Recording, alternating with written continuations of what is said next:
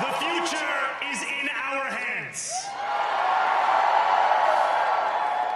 My friends, we have toppled a political dynasty.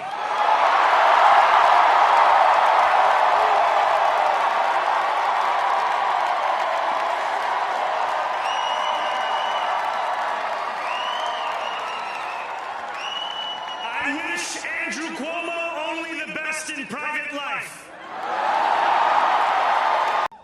Tonight, we have stepped out from the old into the new.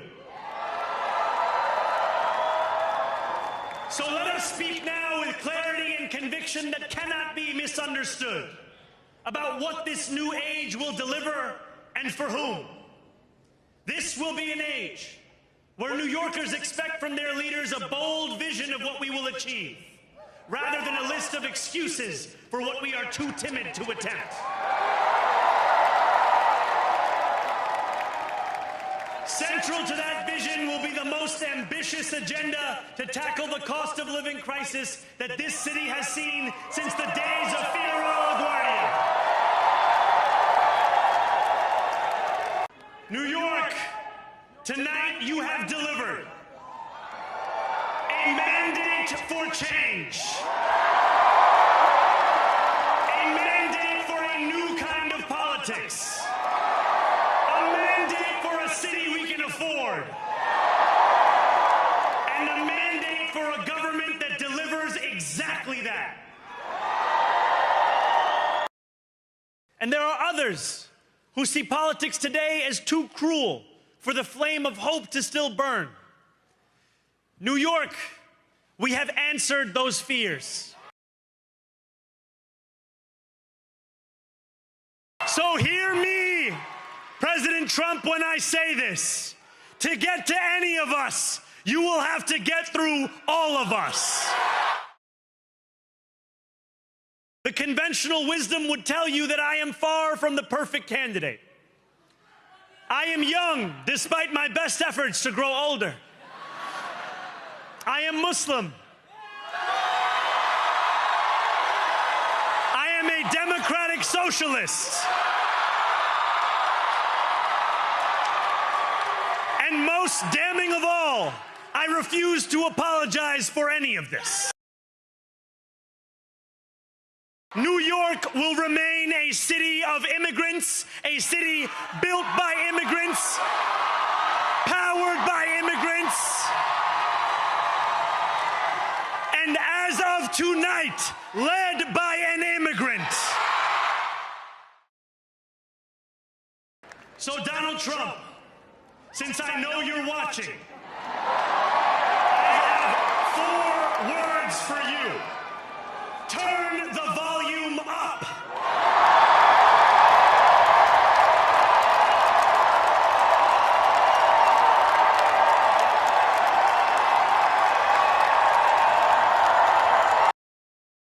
Central to that effort is a transition team that is defined by the excellence New Yorkers will soon come to expect from government. Our team will be directed by Ilana Leopold, whose roots in this city extend back to her grandmother running the trams on Roosevelt Island.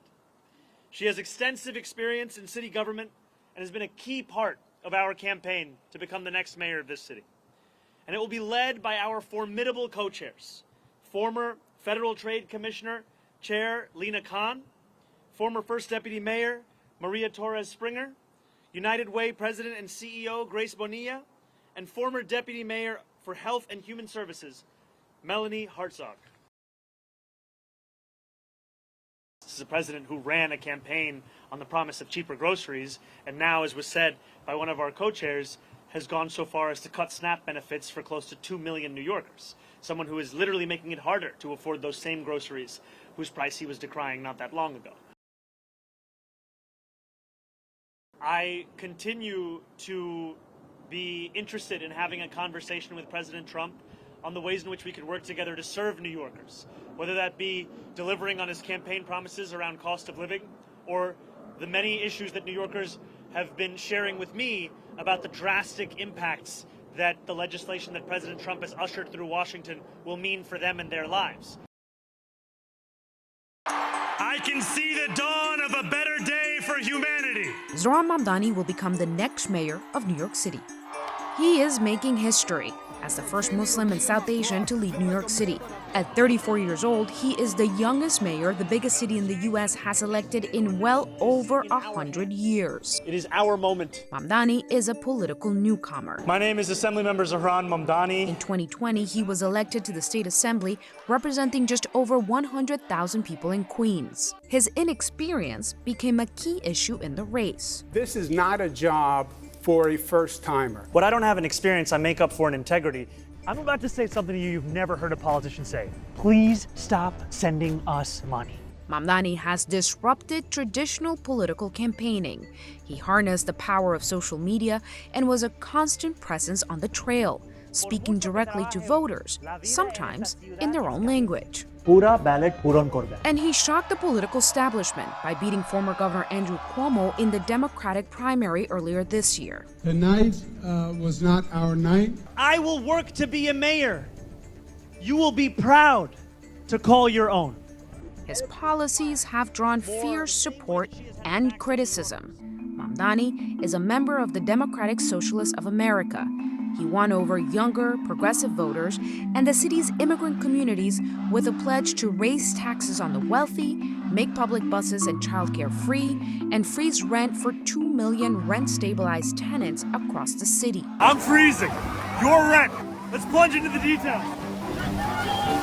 He has also faced criticism over his stance on Israel. The Assemblyman still won't say he believes that Israel has the right to exist as a Jewish state. I've said time and again that I recognize Israel's right to exist. And from business leaders opposed to taxes on the wealthy. Do you like capitalism? No, I have many critiques of capitalism. He has worked to distance himself from his earlier calls to defund the police and apologized for a tweet calling the NYPD racist. And I apologize because of the fact that I'm looking to work with these officers. President Donald Trump and Mamdani's relationship already looms large. I'm not going to send a lot of money to New York. Somebody's going to be a communist mayor of New York. It's a fluke. At a time when national Democrats are divided over how to counter Trump, Mamdani's win marks a victory for the progressive wing of the party. But how he handles the president will be a key test for the new mayor. If he wants to get on the phone to talk about anything that would be to the benefit of New Yorkers, I will always pick up, I will always have that conversation. You're ready to fight in public if necessary, but you're ready to pick up the phone in private as well, because what New Yorkers really want is results. For the first time in American history, an avowed, openly proclaimed socialist has been elected as the mayor of America's largest city. Zohran Mamdani is without a doubt the biggest win for socialism in the history of the country, and it is the biggest loss for the American people. He is truly a committed Marxist. And the results of that race tell you everything you need to know about where the Democrats and their party are headed. This morning I talked with Mayor-elect Mamdani. We had a very, very good conversation. We said that we cared about New York City and that we look forward to working together to help the city and improve the city. I congratulated him on running a very, very good campaign. And the issue that he has stressed is being stressed by Democrats across the country, from one end of America to the other, the high costs that the Trump administration is imposing on us and their failure to do anything about it. Congratulations to Zohran Mamdani.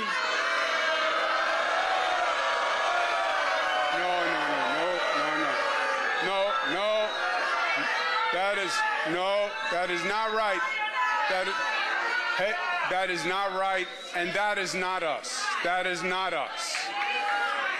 Tonight was their night, and as they start to transition to government, we will all help any way we can because we need our New York City government to work. We want it to work for all New Yorkers because our city is the greatest city in the world, and we will unite for New York City because we love New York City. Mark, the election of socialist Zohran Mamdani, highlighting the ideological divide within the Democratic Party, pitting far-left progressives and socialists against more moderate Democrats who worry his win could make it harder for the party in swing districts as Republicans use his radical proposals to drum up support among their base. You have a range of views with the people being elected on the same day that I think will limit the fact that that one candidate or the other represents the future of the Democratic Party. In some ways, what they represent is the continuing debate in the Democratic Party about how left they want to go. House Speaker Mike Johnson stated Democrats in New York City have chosen a true extremist and Marxist, and the consequences will be felt across our entire nation. Zohran Mamdani's election cements the Democrat Party's transformation to a radical, big government socialist party. House Democrats endorsed Mamdani's dangerous policies, including defunding the police, seizing private property, and massive tax increases. The White House also slamming Mamdani over controversial remarks he made, blaming the president for bomb threats at some polling locations in New Jersey. I saw those comments from Mamdani. I think they are completely irresponsible, and they are based on zero evidence. And I think this is just another example of how the Democrat Party unfortunately stands for nothing. All they stand against is President Donald Trump. And I think it's quite sad to see that we have someone at the top of the ticket on an election day today saying such things about the president when he obviously had absolutely nothing to do with those threats. New Jersey authorities have already arrested a juvenile in connection with threats made at one polling location. I am Muslim. I am a democratic socialist. And most damning of all, I refuse to apologize for any of this. After wins from far-left Democratic and socialist candidates, there are growing concerns the Democrat Party has taken a major turn that will cause wide divisions and perhaps even big defeat for the party in the midterms. And joining us to discuss is president of RMG Research, pollster and analyst Scott Rasmussen. Scott, thanks so much for joining us this morning. We appreciate it. First of all, your thoughts overall about what happened last night. What does this mean also for the Democratic Party, do you think, moving forward? Well, Jan, it's good to see you. And what happened last night, obviously, just it was a good night for the Democrats. No matter how else you want to talk about it, they won all the key races. But they are going to be the races aren't as decisive as you want to think, as some people want them to be. The reality is only about 1 out of 9 New Yorkers voted for Mamdani. The state races in New Jersey and Virginia, those are Democratic states. So it was a good night. The Democrats outperformed expectations a little bit, especially in New Jersey. And we also have to remember that these kinds of races, low turnout off-year races, are dominated by groups who typically vote Democratic, especially people with a postgraduate degree. Also, we have a historic government shutdown. How much did that play into a voter's decision yesterday? You know, especially in Virginia, it likely had an impact because so many federal workers are affected by it. But also the impact across the nation is growing. When we first polled on this in the earliest days of the shutdown, hardly anybody noticed anything was going on.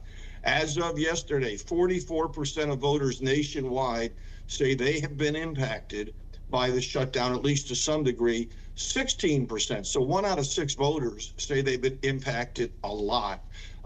We're starting to see the impact in flight delays and other things, and I think those numbers will keep going up. And yes, voters hate shutdowns, and they blame the party in power. Let's take a closer look at some of the numbers in New York City. You talked about Mamdani a little bit. Yeah. A little bit more than 1 million voters actually turned out for him there, but there's 9 million people in New York City. Here's the numbers. He did win 50.4%, so even if you combine Andrew Cuomo and Curtis Sliwa in this particular case here, he still would have won. However, when you look at the percentages here, you know, you're talking about less than 15% of New Yorkers are actually choosing this person to run the city there. What was your thoughts about this race?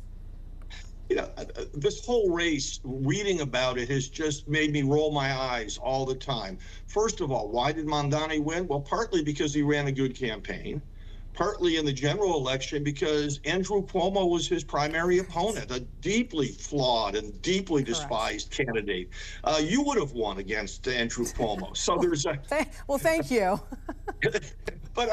So look, there's a divide in the Democratic Party. The divide has been there for a long time. In our polling, we continually poll to understand this divide. You know, on the Republican side, there's the MAGA versus traditional Republicans divide. The MAGA voters clearly are dominant on the Republican side. But in the Democrats, there's the moderate, there's the Chuck Schumer wing, the old school Democrats, and then there's the new rising progressive Democrats. And those two, the party is evenly divided between them. It's a fight that is going to keep playing out for years. So then what do you do if you're a Democrat? Well, if you're a Democrat, what you do is you run somebody like Mamdani in New York City, and you run somebody who is far more moderate if you're trying to win a purple district or a purple state race. And that's where the problem comes in, because the progressive base really believes that the reason they're losing is because their candidates aren't progressive enough. You know, I live in Texas. If you try to run a very progressive candidate in Texas, you're not going to do all that well. It's just not going to work. No, and the question becomes, will this now help Republicans in the midterms because you have such a fractured Democratic Party?